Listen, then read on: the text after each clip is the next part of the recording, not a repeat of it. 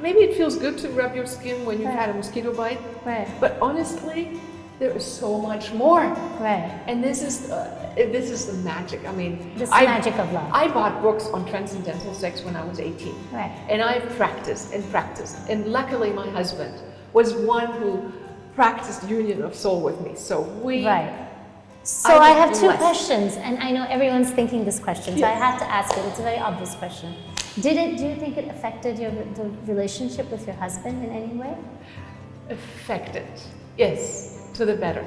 Because How I would lived. you say that? Well, the lady said if I keep going that road, I will reduce my light and energy to the point where I will probably leave the planet. Right.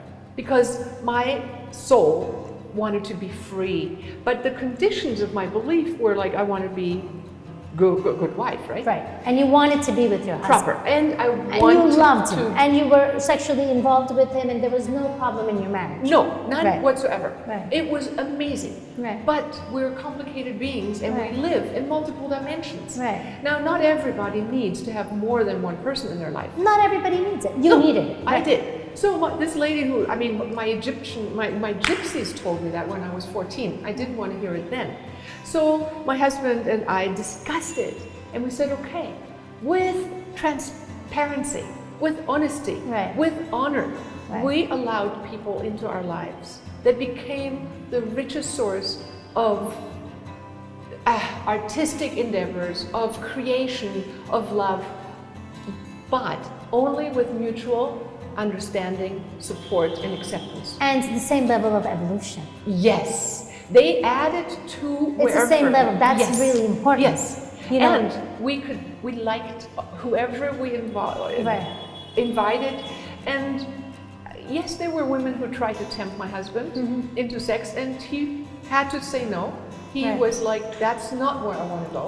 right. So maybe he connected heart to heart. Well, there was Yeah, a and lot of, more than that. There was more than that, but he not the abstained, final. right. Yes, yes. Yeah. And for him, that was what Enough. he needed to do. Right. Because in his heart, he decided, I am a monogamous man. But, you know, like every man, I look somewhere else too. Right. And occasionally, a cuddle and an erotic experience is beautiful, as long as it was There's open, transparency. honest, and I agreed. Right. But there were women I didn't want to invite. Right. So when I can say yes or no, that's when it really becomes a mutual experience for the two of them. And you didn't think that it took away from the I know I've seen you and Dawn through years. Right. And I know how much immense love you have for one Yes. another. I mean, it's an inspiration. Do you think that it even temporarily took away from the love that you shared with one another? Well, love, maybe not, but certainly passion. I had to fight that. I know the time when I prayed, because honestly, I think sometimes the universe tries to arrange meetings and even offsprings Right. that may not come from this one, but from that one. And I was told that I needed to create an offspring with someone else, and I really didn't want to. And even though we discussed it all, I even went to share with the grandparents to Right. be. They just happened to call me yesterday, accidentally here. But in the end, yes, that passion for a while drew me over that direction. Right. Yes. But my long-term So vision. so how did you come back? Okay. I connected to the source of our soul. Don and I have a habit of creating a union of our soul first. And we ask, please take over, please guide this ship. Please make sure we go in the right direction. And you know, I said, this is what I want. And I also have the ability to see future possibilities. Right. And I really didn't want to suffer. Right. I mean, the union with Don and me created challenges, yes, but inspiration to help so many people on this planet because of our union. That's what I wanted. And I prayed. I said, please, angels, help me to create that and maintain that. Right. And passion can come and cloud our mind occasionally. Right. And, you know, by Chinese sign, I'm an ox, so I'm naturally loyal. Right. That's why we know each other for 2 decades Right, already. of course. So maybe some people would have a harder time. Right. But when you know where you create the greatest Yes. union of souls, Right. my God, nobody has come close Yes. to fulfilling all those Right. aspects. So, you know, this is done in you. And what I would, you know, I also would like to underline, and from what I understand, is because the richness of your love was already present. But before that, you were in a relationship where you needed to leave before you even got together with someone, right? I was married. So you were married. I was married, yes. So there's never just that one answer. It's not like a one size fits all. No. It's not that, hey, okay, let me go experience some passion for a little while and then jump back to this man. Oh. You were able to do that because your level of evolution was the same. You had the transparency, the honesty, the understanding, and you were able to connect at a divine level. But you weren't able to do that with your ex-husband. Right. And you know so how? This is a big discerning factor in whether you can actually do this or not. Right? Yes. And when I was married to my husband, actually, you know, he wanted an open relationship. My ex-husband. Your ex-husband. And I'm like, no way, that's not who I am, that's not what I want. And he bought me all the meditation books. He got me the autobiography of a yogi when I was 18. And the Lazy Man's Guide to Enlightenment we bought together. Be Here Now by Ramdas. Right. And so he was also very enlightened. he's a beautiful soul. He is. And we are dear souls, friends. But I was a number too big. I was only 17 when I met him. But as I grew, I became more empowered. And by the time I was 21, I was already like overlighting him. Right. But Don was my meditation teacher at the time. I know that. So I said to my meditation teacher, I said, how can I make my husband be my soulmate? And he said, well, you can imagine being with your soulmate. And this is really important. Go into your heart and mind and imagine the fulfilled version of what you would feel like in an enlightened, fulfilled relationship. But don't tell the universe what face to put on that experience. Right. So I did that. I visualized being in that fulfilled, enlightened space, the love, the sexuality, the spirituality, everything that I wanted. The abundance, the beautiful life. You know, abundance, I felt naturally abundant. I just didn't You didn't put that in the No. relationship. As a matter of fact, when Don and I got together, he was a chimney sweep. He was a dancer, he was a ballet dancer, and was a classical musician, made money as a chimney sweep. I didn't really care about social status and money.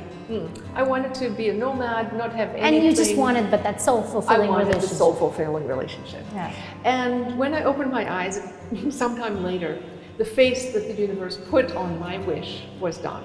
Right. It took a little while for me to accept that, and we both had to resolve our relationship. And he was married also. He was married, and I didn't want to interfere with any other marriage. But she happened to get pregnant by another guy, so kind of worked out. kind of arranged everything. Right. So yes, it is work. It's evolution of soul. Right. And the most important thing, as I believe, is to stay in exchange and really be honest about what is. Right. And share and be willing to be transparent and I make my relationship paramount.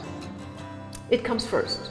I ask my husband whether or something that I would like to experience fits into his feeling of that what he can And whatever embrace. that might be. Whatever that is. Yeah. Whether that's me flying to the North Pole or Australia or whatever.